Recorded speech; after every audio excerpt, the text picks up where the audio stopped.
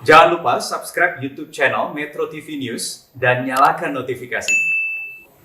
Orang lanjut usia atau lansia termasuk salah satu kelompok yang masuk dalam daftar penerima vaksinasi COVID-19 tahap 2 yang sudah mulai berjalan. Nah, seperti apa proses vaksinasi pada lansia serta apa saja yang harus dipersiapkan sebelum lansia mendapatkan vaksinasi akan kita tanyakan kepada Ketua Tim Vaksinasi COVID-19 Rumah Sakit Darmais, Dr. Hardiana Indah Setiawati Mahdi, dan juga salah satu figur publik yang termasuk dalam kelompok lansia ada Mas Indro Warkop yang juga sudah menjalani vaksinasi COVID-19. Dan tentunya pemirsa, pada kesempatan kali ini kami juga ajak Anda untuk berpartisipasi dengan menelpon di 02158399 100. Assalamualaikum Dr. Indah dan Mas Indro. Waalaikumsalam warahmatullahi wabarakatuh, Mbak. Oke, Mas Indro, saya ke Dokter Indah dulu ya. Jadi kalau misalnya ada kelompok lansia yang sudah dapat giliran vaksin begitu ya, apa saja yang harus dipersiapkan, dokter? Sekali lagi mohon dikonfirmasi dan diedukasi. Ya, tadi sudah mendapat penjelasan. Penjelasannya bagus sekali. Kalau memang ada syarat-syarat tertentu. Yang jelas yang disebut lansia adalah kelompok usia di atas 60 tahun. Di mana kelompok usia ini, usia lanjut, itu memang mudah sekali terinfeksi karena imunitasnya turun. Lebih turun dibandingkan dengan yang usia muda. Jika ada komorbid, sebaiknya hal yang paling penting adalah yaitu tadi harus kontrol dulu ke dokter. Diukur dulu Dokter tekanan Indah, darahnya. tadi kan disebut apakah Anda menderita 5 dari 11 penyakit kronik atau komorbid. Boleh diidentifikasi lagi 11 itu apa saja penyakitnya? Oke, jadi gini, 11 itu adalah hipertensi, kemudian diabetes, kemudian ada gagal ginjal, gagal jantung, kemudian ada rematik, ada asma, nyeri sendi, kanker, terus kemudian PPOK. PPOK itu adalah penyakit paru menahun, stroke, dan kemudian gangguan imunitas atau imun atau HIV bahkan. Kalau 5 dari 11 itu, 5 dari 11 Anda memiliki 5 itu tidak boleh, berarti harus di bawah 5 baru boleh, begitu? Ya, sebaiknya begitu, Mbak. Nah, itu aturannya yang tadi sudah dijelaskan, ada 5 penyakit dari 11 penyakit kronik dan komorbid itu harus benar-benar diketahui oleh lansia yang ingin divaksin. Coba kita tanya Mas Indro yang sudah melakukan vaksinasi. Mas Indro, waktu itu screeningnya seperti apa? Pertanyaan-pertanyaannya bagaimana? Dan waktu itu ceritanya sempat mengalami penundaan. Gimana sih itu ceritanya Mas Indro? Iya, saya sebetulnya siap banget ya. Saya bahkan dukung, saya beberapa kali pasang ini siap vaksin segala macam gitu ya. Saya salut banget sama pemerintah udah nyiapin ini semua sebagai solusi dari COVID-19. Jadi saya siap banget, bahkan dokter saya menyiapkan saya gitu kan. Lo nggak ada apa-apa, karena seumuran nih dokternya gitu. Lo nggak ada apa-apa, udah aman pokoknya. Bahkan pada saat itu dibilang kalau punya diabetes harus 7,5 paling banyak. Nah saya 6. Bahkan setelah itu bilang lagi 9 nggak ada masalah gitu kan. Jadi saya jam 6 pagi udah siap gitu ya. Nah pertanyaannya benar seperti itu. Tetapi ketika pertanyaan saya bilang bahwa saya pernah operasi jantung tahun 2005. Nah, mereka mulai telinga-teling tuh ngobrol satu sama lain. Ada rekomendasi dari dokter nggak? Saya bilang ya nggak ada, orang nggak ada peraturannya gitu kan. Tapi gini, saya bisa Pak ambil, saya bilang gitu. Asal kasih waktu saya, jangan ditunda besok-besok kayak gitu kan. Oh iya Pak, saya tunggu. Udah setengah jam lebih lah saya dapetin. Udah langsung proses berikutnya suntik beres. Baik, jadi menunggu surat rekomendasi dokter itu salah satunya yang harus dimiliki. Nah, ketika divaksin dan setelahnya apa yang Mas Indro rasakan? Ada efek samping atau seperti apa? Iya, kebetulan setelah itu kan kita suruh nunggu setengah jam ya. Nggak ada sama sekali efek samping, bahkan sampai hari ini nggak ada katanya kalau toh ada agak hangat, ada apa segala macam. Saya nggak rasakan itu semua kebetulan ya. gitu. Jadi nggak ada perasaan apa. Cuman saya pengen nambahin itu gitu bahwa saya pengen tahu dokter, apakah benar kalau yang sudah operasi bypass jantung atau bahkan ring segala macam harus punya rekomendasi? Karena sebelumnya saya nggak pernah dengar itu. Baik, nanti Dokter Indah akan jawab langsung begitu ya tadi pertanyaan Mas Indro. Tapi pemirsa tetap bersama kami. Ya. Kami masih tunggu telepon Anda. Silakan nanti kalau mau berpartisipasi ada Dokter Indah, ada Mas Indro. Kami tunggu telepon Anda. Tapi tetaplah bersama kami. Newsline segera kembali.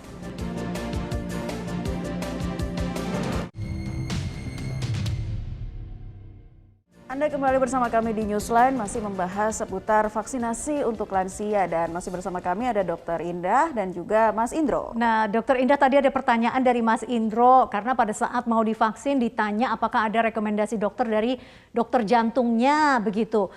Ini bagaimana seharusnya kita mempersiapkan diri, Dr. Indah? Ya, Mbak. Jadi sebenarnya kalau sudah pernah pasang ring, sebenarnya justru malahan lebih aman.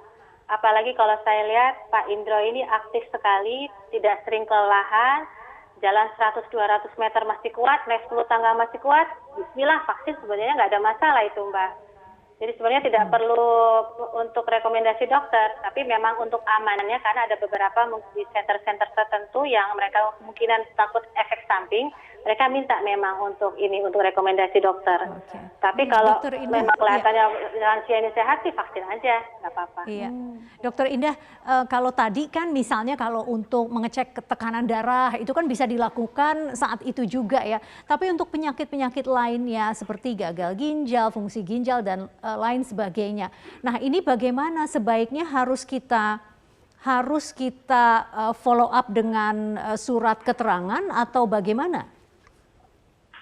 Ya betul, jadi kalau untuk gagal ginjal, terutama yang dalam kondisi khusus, apalagi dalam cuci darah ya, itu sebenarnya memang tidak efektif sebenarnya.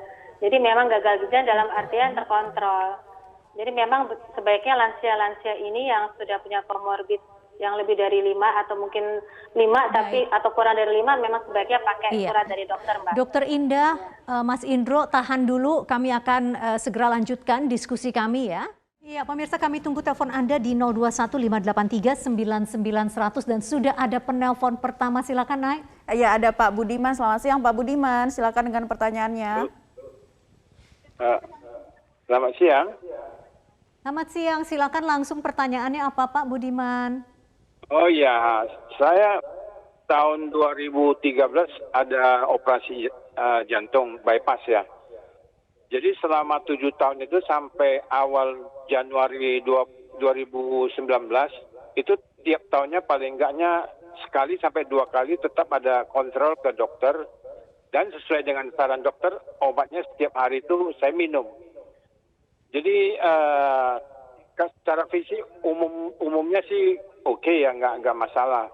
Dan setiap ada pengecekan ke dokter spesialis, cek darah, cek kolesterol, asam urat semuanya dokter mengatakan cukup bagus, nggak ada masalah. Dan obat yang saya minum juga tidak ada penambahan tambah dosis gitu enggak. Dan setiap harinya saya naik tangga sampai gimana? Pertanyaannya apa nih untuk Dokter Indah Pak Budiman? Iya, Silakan. saya kasih tahu bahwasanya kalau untuk naik tangga itu saya satu hari paling enggaknya 60 anak tangga saya masih kuat lah, nggak ada masalah. Sekarang saya mau tanya ke Ibu dokter, saya boleh nggak divaksin gitu? Baik Pak Budiman, kami sudah menangkap pertanyaannya. Terima kasih atas partisipasinya. Silakan Dokter Indah dijawab. Ya Pak Budiman, Wah, ini Bapak lansia sehat ya Pak. Ya Pak, jawabannya boleh Pak. Silakan divaksin. Ya Alhamdulillah luar biasa Pak. Silakan divaksin Pak. Alhamdulillah. Ya. Aturannya tadi kan kuat atau tidak menaiki 10 anak tangga, tapi tadi Pak Budiman 60 anak tangga gitu. Jadi luar biasa sehat dan juga jantungnya terkontrol begitu ya setelah operasi jantung. Tadi obat-obatannya juga sudah diminum Mas dengan Indro, baik. tadi Mas Indro kan sudah mengalami langsung ya. Kira-kira kalau dari pengalaman Mas Indro, apalagi nih pesan untuk teman-teman kita para lansia sebelum mereka siap-siap datang, udah mendaftar dan siap datang begitu? Gini, kalau menurut saya seperti yang dokter bilang juga gitu. Saya persiapannya gitu. Ketika kemungkinan ada dimungkinkan untuk kita bisa dapat vaksin, saya udah langsung tanya-tanya sama dokter pribadi saya gitu. Ini gimana? Oh, nggak ada masalah apa-apa karena aku dalam keadaan seperti Pak Budiman tadi. Kalau Pak Budiman 2013, saya 2005 Pak. Kayak gitu ya. Dan dari mulai 3 bulan sekali, mundur 6 bulan sekali, setahun sekali bahkan sebelum, tapi saya 6 bulan sekali selalu periksa kayak gitu ya. Dan semua kemampuan saya bisa pokoknya nggak ada tidak ada kata-kata iya pada jawaban saya. Semuanya enggak kayak gitu ya. Tapi ya itu ketika kemudian saya diminta surat rekomendasi yang sebelumnya saya nggak pernah dengar, menurut saya pihak terkait seharusnya mengumumkan aja ketika seseorang, karena begini, ada dua menurut saya. Satu, persiapan untuk yang orang mau vaksin supaya mereka siap. Kedua, supaya petugas juga bisa mempertanggungjawabkan tindakannya gitu. Saya terpikir juga kemarin, saya tadi mau marah-marah gitu, artinya dalam arti nggak ada kok syarat kayak gini tiba-tiba diminta. Tapi saya pikir lagi, ini petugasnya teliti nih. Dia nggak mau ambil risiko justru. Makanya saya bilang saya kasih waktu paling lama 1 jam. Karena rumah sakit saya dekat banget waktu itu sama puskesmas kayak gitu. Saya langsung telepon dokternya gini-gini. Yang juga ramai kemarin diperbincangkan tuh Naila ya dokter, Mas Indro, adalah ini urusan mengantri begitu ya. Mungkin saya mau tanya ke dokter Indah ya, bagaimana mengantisipasi lansia, ini kan masih banyak lansia yang harus divaksin ya, agar sudah capek-capek datang dan harus antri lama begitu, itu apa yang sudah diantisipasi ya dok? Ya memang karena vaksinasi lansia ini kan banyak yang belum daftar Pak, jadi bisa jadi mereka tidak mengerti sistem online, atau online-nya ini memang sulit untuk dibuka. Memang keluhan dari teman-teman seperti itu. Dan yang kedua memang sepertinya kalau misalnya ada keluarga yang ada keluarga nakes ya, saya rasa bisa itu diajukan, atau kita sudah berkirim surat terutama dari Rumah Sakit Kanker Darmais untuk keluarga bisa dilakukan vaksinasi di tempat kerja anaknya atau orang tuanya. Jadi memang lebih dipermudah gitu Mbak.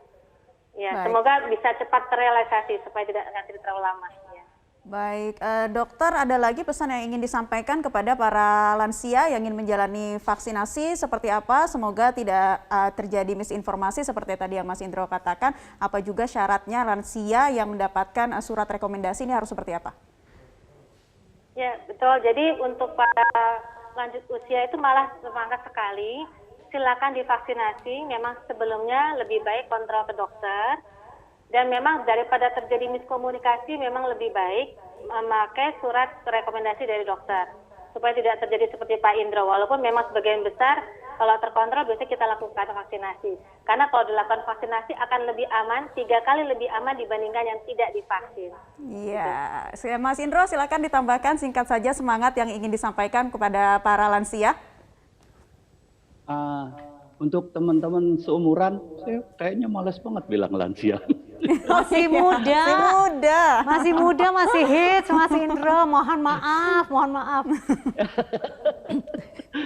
Ya untuk teman-teman seumuran atau yang lebih gitu, mari kita manfaatkan ini gitu. Ini salah satu bentuk empati kita terhadap keadaan di Indonesia ini. Jadi kita nggak perlu lagi ntar, wah ini gitu. Ya udahlah, kita sebagai bangsa Indonesia, sebagai warga negara, yuk kita manfaatkan, bukan hanya untuk pribadi, tapi untuk kepentingan kita sama-sama. Iya, Mas Indro dengan semangat mudanya dan selalu muda belia, sehat walafiat. Hatur nuhun, terima kasih. Dokter Indah, sehat selalu. Terima kasih sudah bergabung di Newsline.